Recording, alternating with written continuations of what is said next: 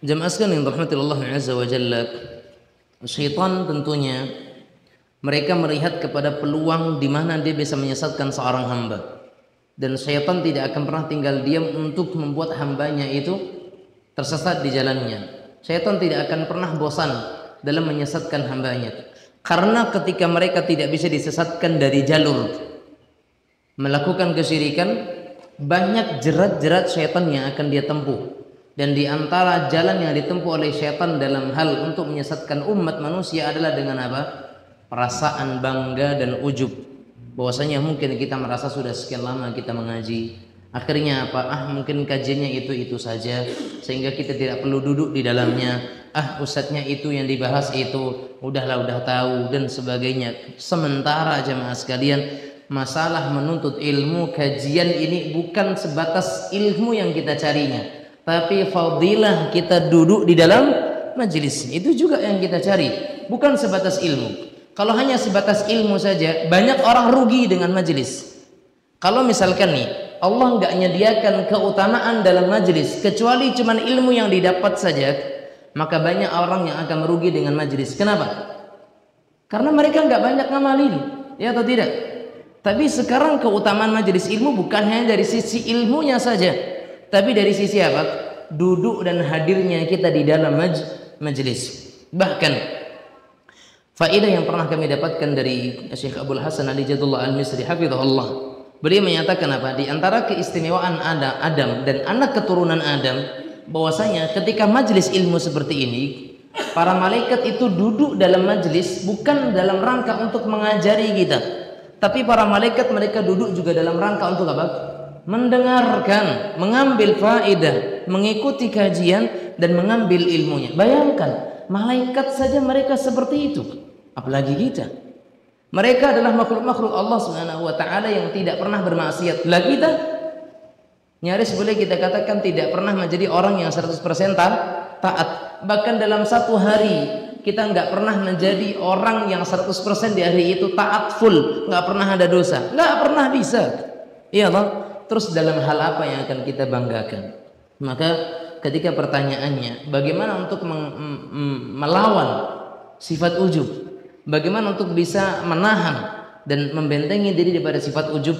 Pertama, sadari bahwasanya kita itu bukan siapa-siapa kalau bukan karena Allah Subhanahu wa taala. Itu yang pertama. Bisanya kita hadir, bisanya kita tahsin, bisanya kita mendapatkan ilmu. Alhamdulillah dengan belajar tahsin, Allah mudahkan kita membaca dengan yang baik misalkan. Allah mudahkan kita untuk memahami dengan mudah dan sebagainya. Ada taufik min Allah. Ini taufik dari Allah Subhanahu wa taala. Walaula fadlullahi wa rahmatuh ma zaka minkum min ahad.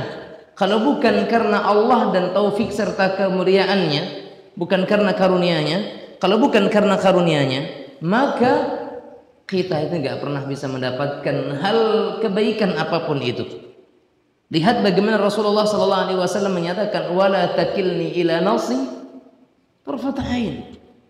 Sekedip mata pun kalau kita dilepaskan oleh Allah Azza wa Jal, maka kita nggak akan bisa ngurusin diri kita sendiri. Terus ujub dari jalan mana? Mau ujub dari jalan mana? Maka pahami kita ini makhluk kerdil, makhluk hina.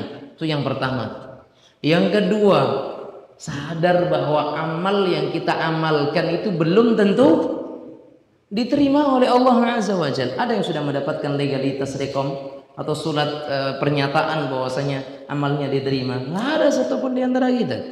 Baik, kalau Anda sadar hari ini mungkin saya sudah kajian 2 kali. Tadi ba'da asar saya udah ngaji. Kemudian sekarang ngaji lagi udah 2 kali, dapat pengampunan dosa dan sebagainya. Anda merasa bangga, Anda lebih mulia daripada orang lain? La wallah, belum tentu. Karena tadi orang yang menuntut ilmu bisa jadi orang yang pertama kali dicampakkan ke dalam neraka, bahkan dia menjadi bahan bakar pertama yang dengannya api jahanam dinyalakan oleh Allah Azza wa Jalla karena sebab niatnya. Tayyib. Dan ketahui dan sadari bahwasanya belum tentu apa yang kita amalkan itu sudah diterima oleh Allah Tabaraka wa Ta'ala, belum tentu. Kemudian yang ketiga bahwa baiknya kita sangka diri kita itu kita sendiri yang menilai. bukan orang lain yang menilai. Kalau orang lain menilai kita aja belum tentu baik, bagaimana pula dengan penilaian? Bagaimana pula dengan penilaian? Sementara ada satu kampung mereka sepakat bahwasanya orang itu baik, Allah belum tentu mengatakan dia. Sekarang yang menilai dirinya baik siapa? Orang yang ujub yang menilainya dia baik siapa? Diri sendiri. Kita katakan kita baik, sementara orang lain belum tentu mengatakan kita baik. Sekalipun orang lain mengatakan kita baik, Allah belum tentu mengatakan kita baik. Terus apalagi yang menjadikan kita ujub? Ya kan? Itu yang ketiga. Ya. Kemudian yang keempat, jamaah sekalian rahimanillah wa iyyakum, ini yang terakhir, ya. Minta sama Allah Azza wa Jalla supaya Allah hilangkan dari kita ujub, atau Allah hindarkan kita daripada ujub. Pernah saya katakan dalam majelis ini kalau tidak salah, ujub itu lebih bahaya daripada riya. Ujub lebih berbahaya daripada riya. Sebagian ada yang menyatakan ujub dosanya lebih besar daripada riya. Kenapa? Karena riya itu menjadikan tandingan Allah adalah makhluk lain, sementara ujub menjadikan tandingan Allah adalah diri kita sendiri. Dan ini bahaya.